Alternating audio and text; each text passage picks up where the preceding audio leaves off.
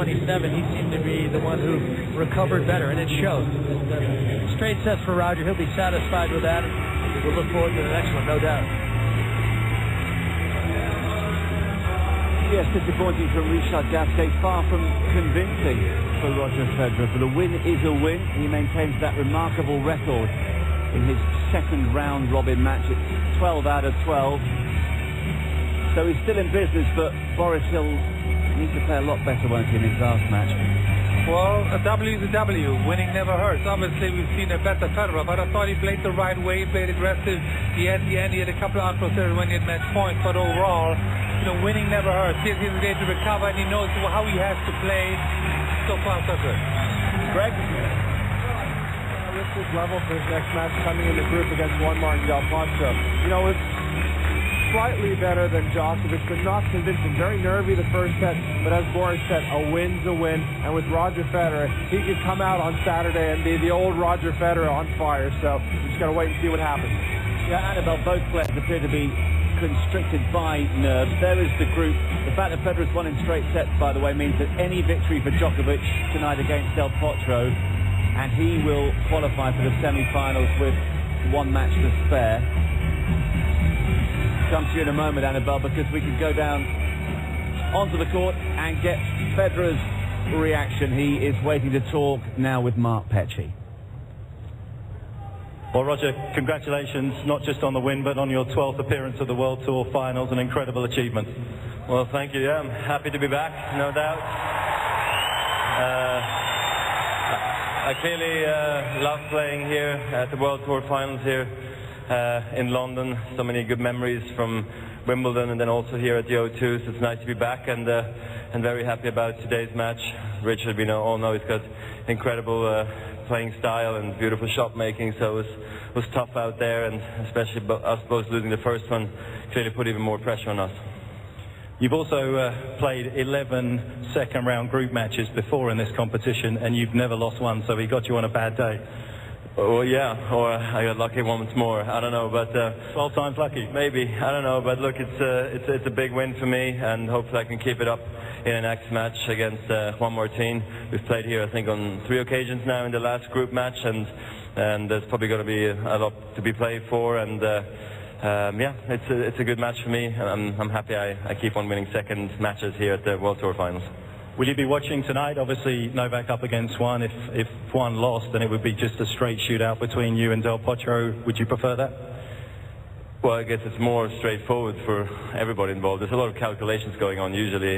We've had it in the past here in a 3-way race with Murray and Del Potro and myself, and that was quite complicated. After Juan Martín beat me, we didn't know who was through, so hopefully it's not going to be this close this time around, but clearly it would make for an exciting finish, and I hope for a good match of them tonight. They played a great finals. I think in Shanghai it was 7-6 in the third, so hopefully they can produce something similar for you guys.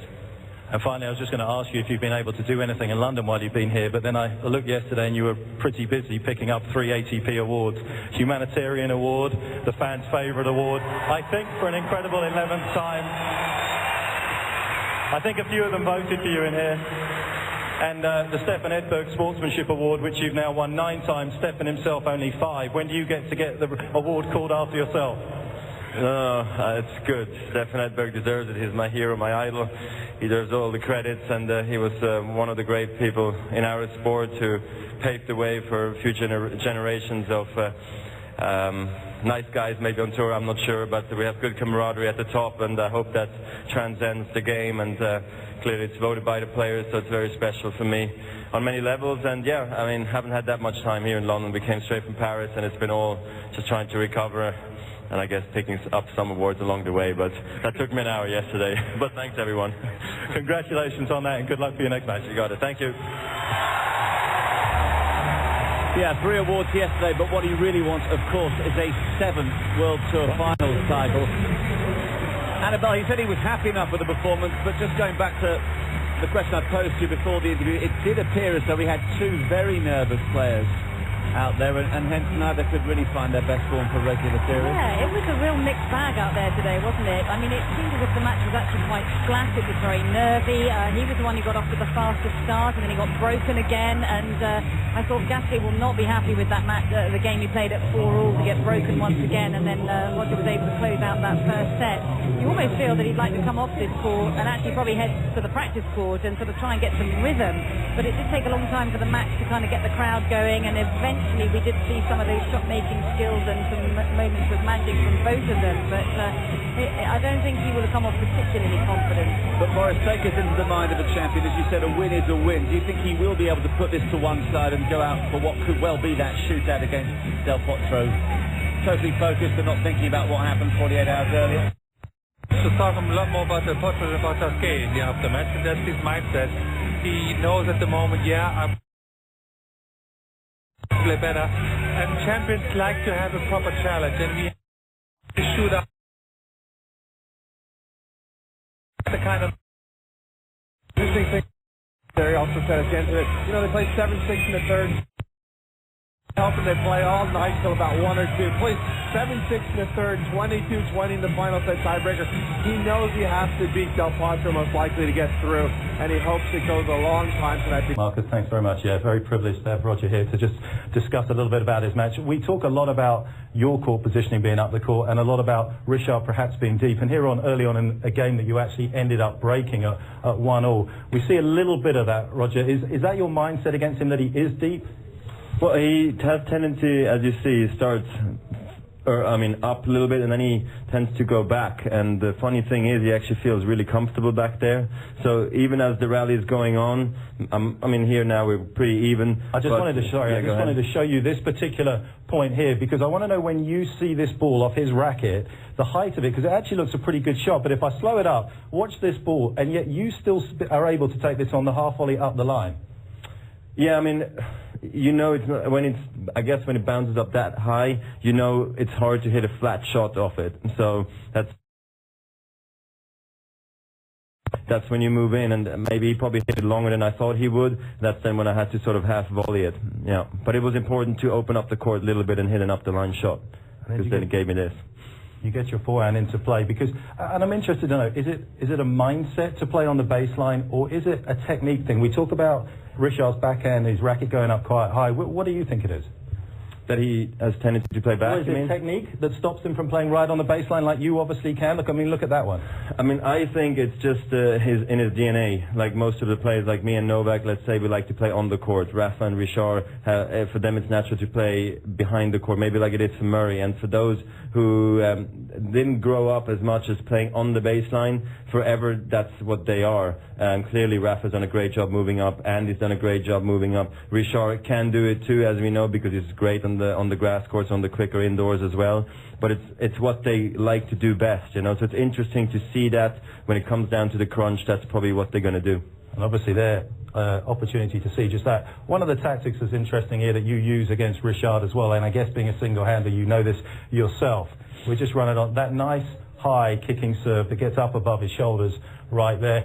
Do you give him the down the line? Do you give him the down the line return? This one you can't hit down the line, to be quite honest.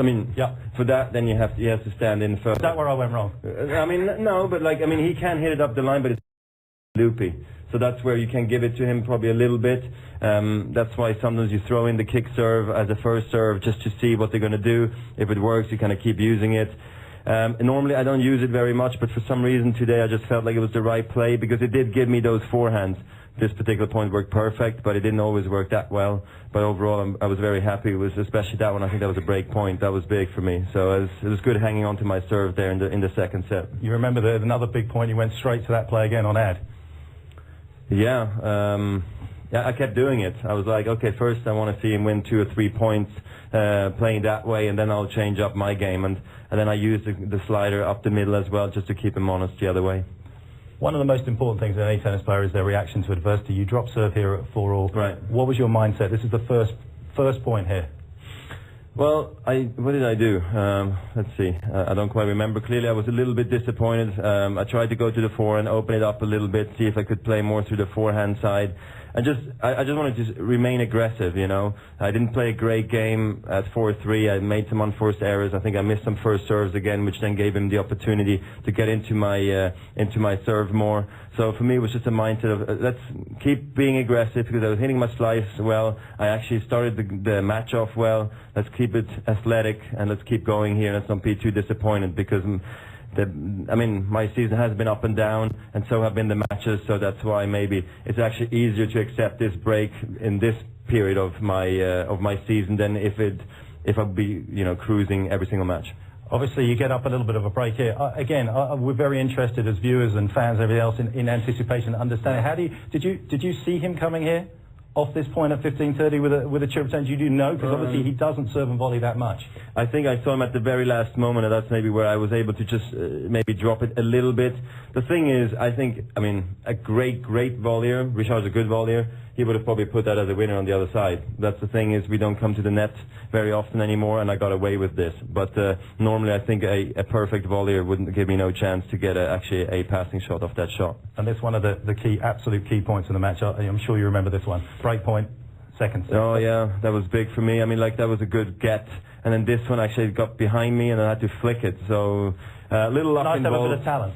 A little bit of talent, a little bit of luck as well. I would have had one more break point, but it was a big one to get right again, you know, into the lead in the second set, because that's kind of what I need right now. Roger, thanks for your insight. I don't want to take up any more of your time. And back to you, Marcus, in the studio. Great stuff once again. So many things to pick up from there. One of which actually said, because I've had